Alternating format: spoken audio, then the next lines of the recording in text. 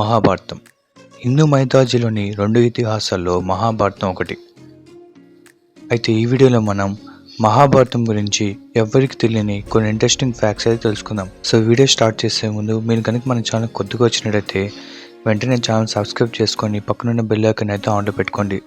అలాగే వీడియో నచ్చితే లైక్ చేయండి మరియు మీ ఫ్రెండ్స్ అండ్ ఫ్యామిలీకి అయితే షేర్ చేయండి. So let's start the video. Fact number 1. Mahabharatam యొక్క అసలు పేరేంటో మీకు తెలుసా?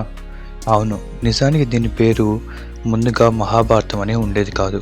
దీనికి ముందుగా ఉన్న పేరు జయ. కౌరవ వంశం యొక్క గొప్ప యుద్ధాలు మరియు వాళ్ళు సాధించిన విజయాలకు ప్రత్యేకంగా దాని పేరు జయ అని పెట్టారు. అయితే కాలక్రమేణా జయ అనే పేరు కాస్త మహాభారతంగా మారింది. భారతదేశం జరిగిన గొప్ప కథల్లో మహాభారతం ఒకటి. దాంతో ఆ కథకి మహాభారతం అనే పేరు పెట్టారు. అలా జయగా ఉన్న పేరు కాస్త మహాభారతంగా మారింది. ఆ తర్వాత ఎంతో ప్రసిద్ధిగాంచింది. Fact number 2. మనందరికీ తెలుసు మహాభారతాన్ని రచించింది వేదవ్యాసుని. అయితే వేదవ్యాసుడి కంటే ముందు మహాభారతాన్ని రచించింది వినాయకుడంట. అవును, ఇండియాస్ లాస్ట్ విలేజ్గా పిలువడే గణేష్ గుఫా అనే ఒక విలేజ్లో ఒక కేవ్ ఉంది. అయితే అక్కడున్న వాళ్ళు ఏం నమ్ముతారంటే 5,000 సంవత్సరాల క్రితం వినాయకుడే ఆ గృహలో ఈ మహాభారతాన్ని రచించారని నమ్ముతారు. అలా ఆ కథను ఆధారంగా చేసుకొని వేదవ్యాసుడు తన మహాభారతాన్ని రచించాడని అందరూ నమ్ముతారు. అలా ఇక్కడ వాళ్ళ నమ్మకం ప్రకారం వినాయకుడే మొదట మహాభారతాన్ని రాశాడంట. ఈ గణేష్ గుఫా అనే విలేజ్ హిమాచల్ ప్రదేశ్లోని బద్రీనాథ్ దగ్గర అయితే ఉంటుంది. Fact number 3. దుర్యోధనుడు. మహాభారతంలో చాలా ఇంపార్టెన్స్ ఉన్న రోల్లో దుర్యోధన రోల్ ఒకటి. నిజంగా చెప్పాలంటే మహాభారతంలో ఇతను ఒక విలన్ లాంటి రోల్. అయితే కౌరవులు 100 మంది అన్నదమ్ముల్లో దుర్యోధనుడు పెద్దవాడు. అలాగే కౌరవులకి రాజు లాంటి వాడు. అయితే ఇతని అసలు పేరేంటో మీకు తెలుసా? ఇతనికి చిన్నప్పుడు దుర్యోధన పేరు ఉండేది కాదు. ఇతని అసలు పేరు సుయోధన. సుయోధన అంటే గొప్ప యోధుడు లేదా మంచి యోధుడు అని అర్థం. అయితే కాలక్రమేణా ఇతని వ్యక్తిత్వం మరియు ఇతని అలవాట్లు చాలా చెడుగా మారిపోయాయి.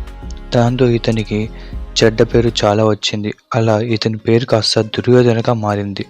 దుర్యోధనుడు అంటే సాంస్క్రిట్లో ఎవరితో పోరాడలేనివాడు మరియు ఎవరిపైన గెలవలేనివాడని అర్థం. అయితే ఇతను చేసిన చెడు వల్ల ఇతని పేరు సుయోధన నుంచి దుర్యోధనగా మారింది. అలా తన పేరు కాకుండా ఎన్నో కోల్పోయాడు దుర్యోధనుడు.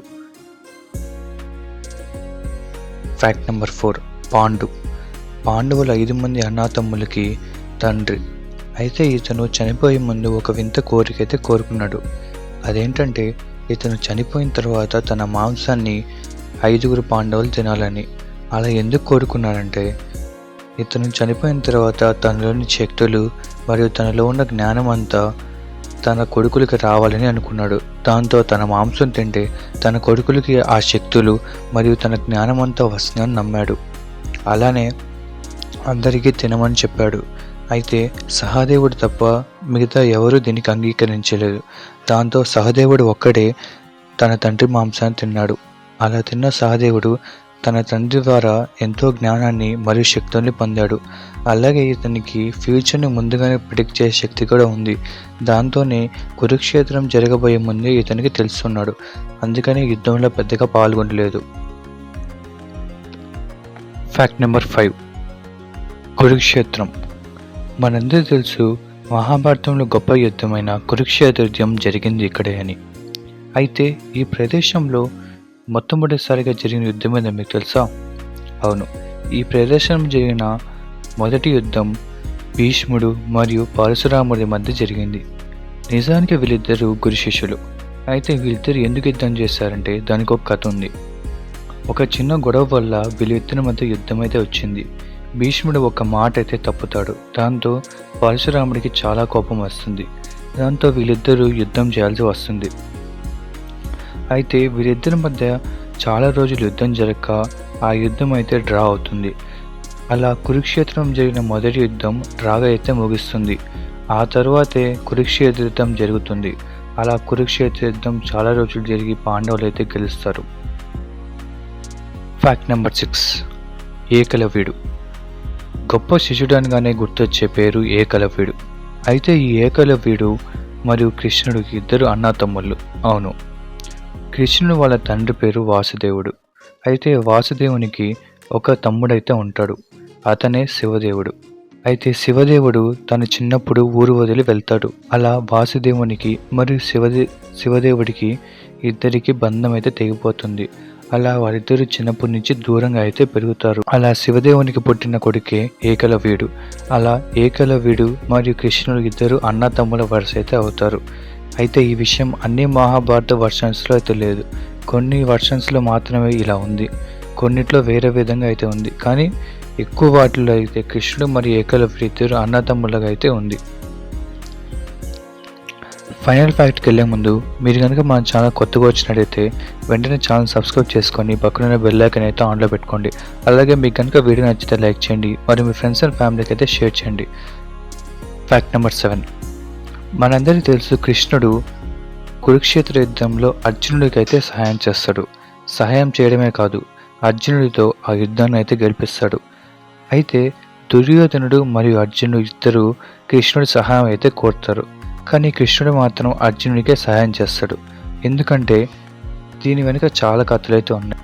కొందరు అర్జునుడు ధనుర్వం వైపు ఉన్నాడు కాబట్టి కృష్ణుడు సపోర్ట్ చేశాడని చెప్పారు. కానీ దీని వెనుక ఒక కథ అయితే ఉంది. అదేంటంటే కురుక్షేత్ర యుద్ధం ముందు దుర్యోధనుడు అలాగే అర్జునుడు ఇద్దరు కృష్ణుడి దగ్గరికి అయితే వెళ్తారు. అలా సహాయం కోరడానికి వాళ్ళిద్దరే వెళ్ళగా కృష్ణుడు పడుకొని ఉంటాడు. అప్పుడు అర్జునుడు కృష్ణుడి కాళ్ళ దగ్గర కూర్చుంటాడు. అలాగే దుర్యోధనుడు కృష్ణుడి తల దగ్గర కూర్చుంటాడు. కృష్ణుడి నిద్ర నుంచి లేవగానే మొదటిగా అర్జునుడిని చూస్తాడు. అలా అర్జునుడిని చూసిన కృష్ణుడు ఏమైందని అడగక అర్జునుడు యుద్ధంలో తనకి సహాయం చేయాలని కోరుతాడు.